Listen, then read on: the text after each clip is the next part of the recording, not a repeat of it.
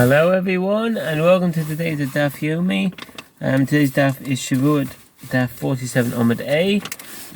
And hope you're doing well and everything's great here. Let's go. Let's finish off in the last one. The moral ways of difficulty works out well to make this distinction for one who is liable for an oath on an utterance like I will eat or I'll not eat, but where it is possible that he was lying up when he took the oath.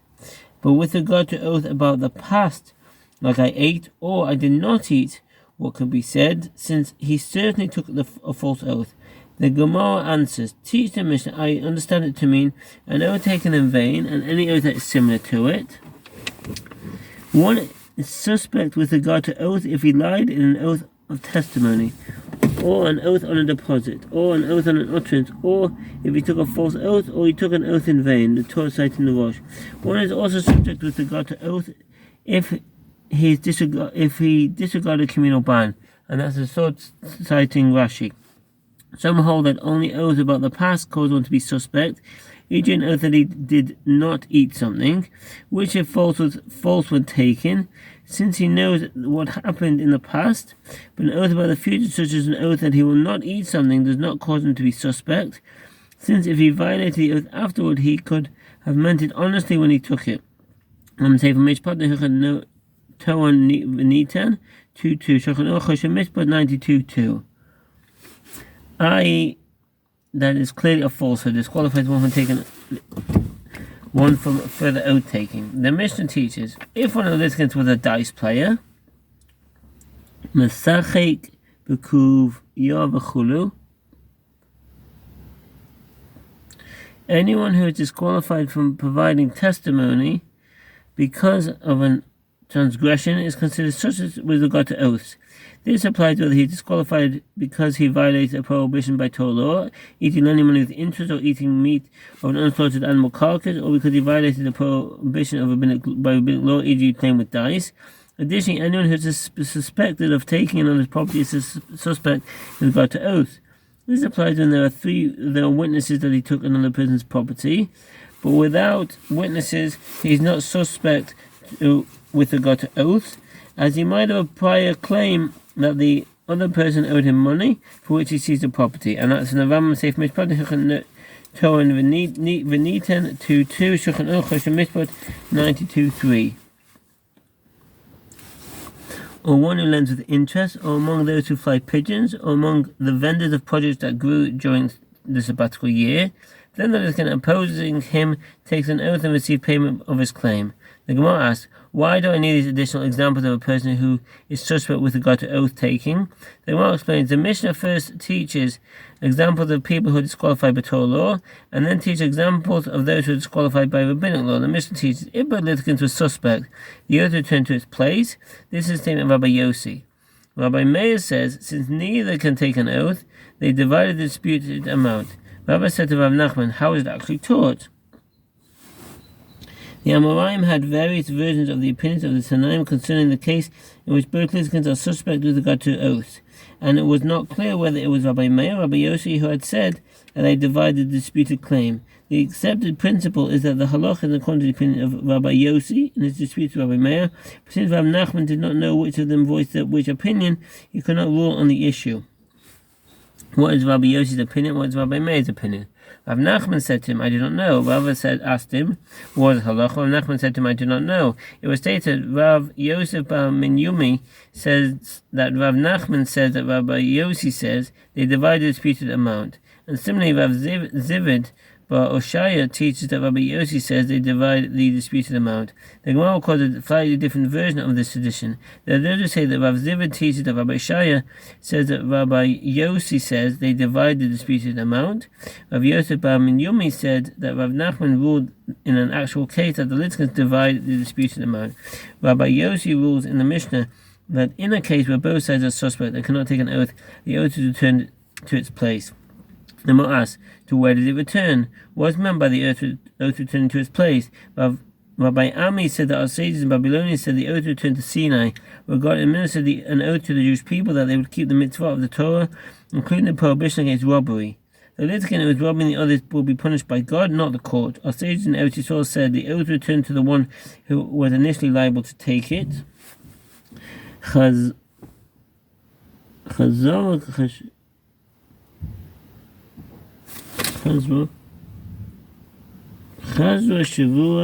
Daf. It's a rabbinic ordinance that if a defendant is liable to take an oath by Torah law, a suspect with regard to oath, the claimant takes an oath and takes payment of its claim.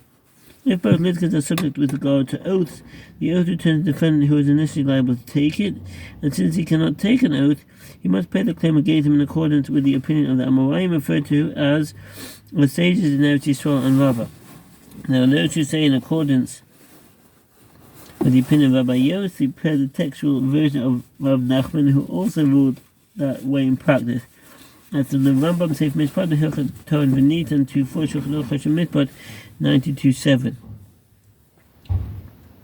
Now the defendant, and since he's qualified for taking an oath, he must pay. Rav Papa said that the term Asej in Babylon refers to Rabbi Shmuel, and the term Asej in Eretz Yisrael refers to Rabbi Abba. The fact that the term Asej in Babylon refers to Rabbi Shmuel is, as we learn in the Mishnah 45a, and likewise, orphans may collect a loan with a promised note inherited from their father only by taking an oath, and we discussed it in C48a, asking from whom do they collect the debt by taking an oath. If we say they collect this from the borrower, i.e. those who borrowed from their fathers, that would not make sense. Their father would take payment with a promised note without taking an oath, and they collect only by means of taking an oath. Don't orphans have privileged status? Rather, this is what the Mishnah is saying, and even orphans do not collect with their father's promised note from borrowers' orphans, except by means of taking an oath. The same law applies to the heirs of a lender when they collect the debt from the borrower, apply if they collect the debt from his heirs of the borrower. But they must also take an oath that they themselves do not already collect payment from the borrower before his death. And that's Navam Seif Mishpat, Mehilchot Malva 17.2, Shulchan Aruch Mishpat 108.9. But Papa continues, and Rav and Shmuel both say that the sages taught that the lender's orphans need to take an oath in order to be paid from the borrower's orphans only when the lender died during the lifetime of the borrower, and the lender's children had the opportunity to collect directly from the borrower without taking an oath. But if the borrower died during the lifetime of the lender, and the lender died afterward, lender's heirs, whether they are his children, brothers, or heirs, or other heirs, cannot collect any payment even by taking an oath. This is halacha because the lender has already become liable to take an oath to the borrower's heirs, as one who comes to collect from the property of orphans, and one cannot bequeath property that he can collect only by taking an oath. Even if the lender took an oath before he died, his heirs cannot collect if there is concern that the debt was paid after the oath taking. That's an Amar in the Rosh. If the judge erred and collected the debt for the lender's heirs after administering an oath to them, or if they seized that on their own, the court does not appropriate it from them, in accordance with the opinion of Rav and Shmuel. Seif Mishpat, Hilchot Malva 17.3, Shulchan Aruch Mishpat 108.11. And the lender has already become liable to take an oath to the children of the borrower, since one can collect from orphans only by means of an oath, and the person cannot bequeath an oath. This means that any property that one can receive only by taking an oath cannot be bequeathed to his children, and children cannot take the same oath in which their father has become liable. He is liable to take an oath that the loan detailed in his promissory note has not been repaid, but his children cannot affirm this with certainty, since they are not acquainted with every detail of their father's business. An oath that their father did not direct them to collect, and the promissory note is not sufficient because the requirement for another oath already exists, i.e. a debt that requires the taking of an oath in order to be collected to his children, and no payment is made. The lender's children cannot take the oath that their father would have taken, that the promissory note has not been paid. The only oath that they can take is that their father never told them that it had been paid, and that is insufficient once their father became liable to take an oath. From here it is clear that Rav and Shmuel hold that when no oath can be taken, the oath returns to Sinai and the court takes no action. The fact that the term Asej in Eretz Yisrael refers to Rabbi Abba is as the following story illustrates. There was a certain man who snatched a piece of cast metal from another. The one from whom it was taken came before Rav Ami while Rabbi Abba was sitting before him, And he brought him one witness who testified that the other man did in fact snatch it from him. The one who snatched it said to him, "Yes, it is true that I snatched it, but I merely snatched that which was mine." Rabbi Ami said, "How should the judges rule in this case? If they were to say that the one who snatched the metal would go pay for it, that would not be the correct ruling, because there are not two witnesses who saw him snatch it, and the court does not force payment based on the testimony of one witness. If they were to accept his claim and exempt him entirely, that would not be the correct ruling, because there was one witness who testified against him. If they were to say to him, 'Go and take an oath,' which is the usual one to counter the testimony of one witness, once he said that he did in fact snatch it, and there is no proof that it is his, he's like a robber, and the court does not allow a robber to take an oath." Rabbi Abba said to him, "He is one who is liable to take an oath who is unable to take an oath, and anyone who is liable to take an oath and is unable to take an oath is liable to pay." This illustrates that Rabbi Abba holds that the oath returns to its place, either to the defendant who is disqualified from taking oaths, and that consequently he must pay. Rabbi said it stands to reason that halacha in accordance with the opinion of Rabbi Abba, as Rabbi Ami teaches this brighter. The verse states, "The oath of the Lord shall be between them both," Exodus 22:10, and not between the heirs. What are the circumstances in which one would be liable to take an oath but his heirs would be exempt?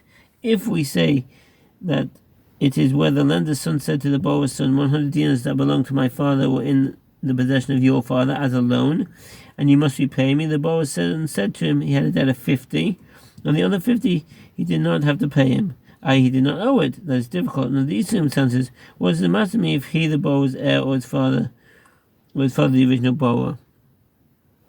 In a case where one demands from the heir of the borrower payment of the debt that is not recorded in the document, if the heir admits to a portion of the debt, he is like any other person who admits to part of a claim and takes an oath by Torah to deny that he owes any more than what he admitted to. Says the Rambam Seif Mishpatim Hilchet Torah V'Nitan 4:5 Shulchan Aruch Mishpat 75:16. The original borrower, since the son is admitting that he owes part of the money and denying the rest with certainty, he is liable to take an oath, just like his father would have been. Rather, is it not that the lender's son said to borrower's son, 100 dinars that were my father's were left in the possession of your father, and he must repay me? And the borrower's son said to him, concerning 50 dinars, I know that my father owed him, but I did not know about the other 50 dinars. Chamshin Yadana V'chulu, 50 I know, etc. In a case where one claimed the debt of 100 dinars, but the defendant replied that he owes 50 dinars and knows nothing about the other 50 dinars, the defendant is liable to take an oath as one who admits to part of a claim. Since he cannot take an oath that he is exempt from paying the other 50 dinars, as he does not know as he knows nothing about the part of the debt that he did not admit to, he must therefore pay the entire debt. If a claimant had the same situation with an heir of the debtor, the heir is exempt from paying the part of the debt that he knows nothing about, and is not liable to take an oath, since it is an uncertain claim. Nevertheless, the court states that if they know that the legator owed them money, and that they did not pay it, they are in excommunication according to the opinion of Rabbi Ami. Rambam Seif Mishpat Hilchet Torah V'Nitan 4:7 Shulchan Aruch Mishpat 75:13-16. Thank you for listening, and wish you a very good day. All the best. Bye.